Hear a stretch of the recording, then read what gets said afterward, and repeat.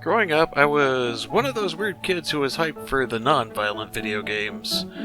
I remember when all my friends were flexing about Halo 2 coming out, I was actually kind of disinterested. I was more excited about finally being able to play Sims 2 on my, at the time, clunky computer. But I've always had this interest into games where I'm not senselessly shooting things. I've played a lot of action games over the course of my life, and some days you just want to kick back and relax. So when I was a kid, I rented a game called Harvest Moon 64. Well, of course I know that! I wrote the script! Anyway, we're going to be reviewing Staxel. This indie game by Pluckett seems to have arrived riding the wave that Stardew Valley made after its critical success. I'm not saying it's a copycat, it actually has an immense amount of features and content when I compare it to Stardew. I feel Staxel's devs looked at Stardew and saw that type of gameplay as a platform.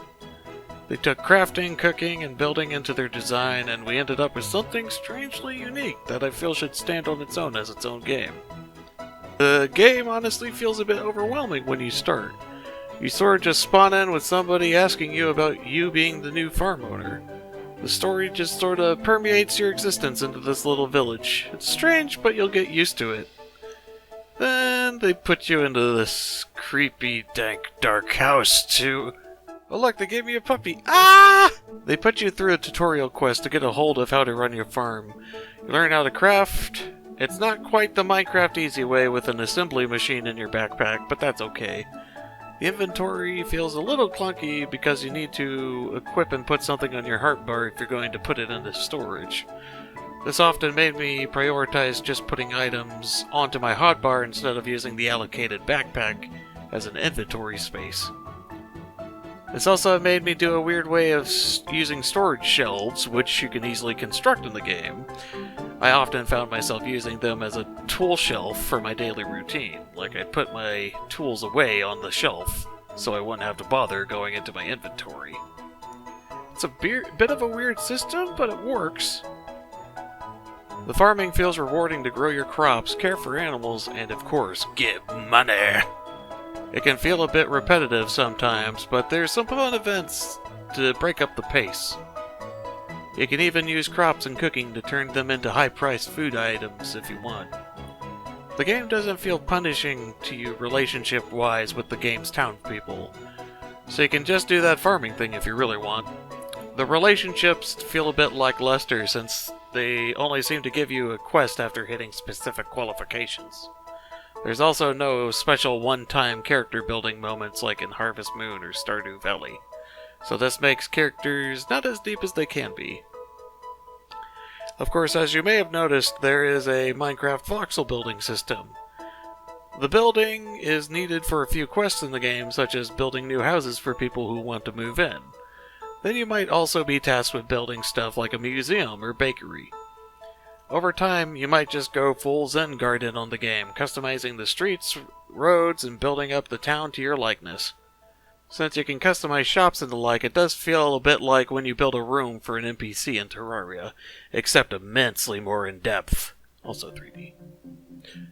Of course, the building tools are very limited, and being tasked with building a whole house when you're just starting out and have very little money is a bit overwhelming.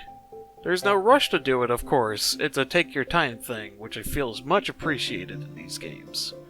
You are never penalized for taking your time, except for when you fail to sleep.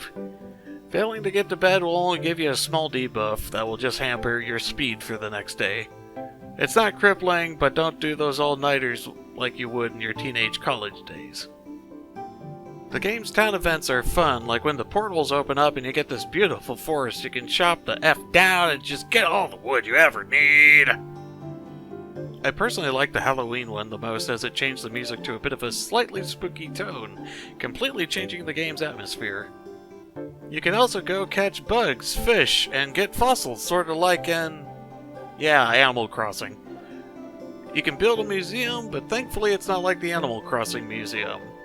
Unlike the anxiety Animal Crossing gives me when I catch something new, it's instantly cataloged and the museum keeper just gives you catalog points. So you don't have to worry about turning in all those fossils, but they still would be incredibly neat to look at as a decoration. Speaking of decorations, this game has a ton of them. Like, I am genuinely impressed. There's so much furniture that you can use to decorate your place, it's honestly a great feature. Some of them are interactive, and some of them I wish were interactive, like the TV sets. You can't get a weather report or silly little shows that would have been nice to watch, sort of like how you would in Stardew Valley or Harvest Moon. That small gripe aside, this game has tons of content and very beautifully captures a Zen garden feel. Anyway, I'm going to try a new segment that I am going to call... Will it blend? A lot of indie games like to take inspiration from other games, but before we call this game the Dark Souls of Harvest Moon games, I feel it's more apt we compare the features of what's in this game to show you what it's made of. So for Staxel, we have the voxel building and crafting systems from Minecraft. Then we're going to take in the mini games and collecting from Animal Crossing. Yes, this also includes some mini games in an arcade you'll eventually unlock as well. Then we're going to shove in a lot of Stardew Valley farming there, just right into there. And then...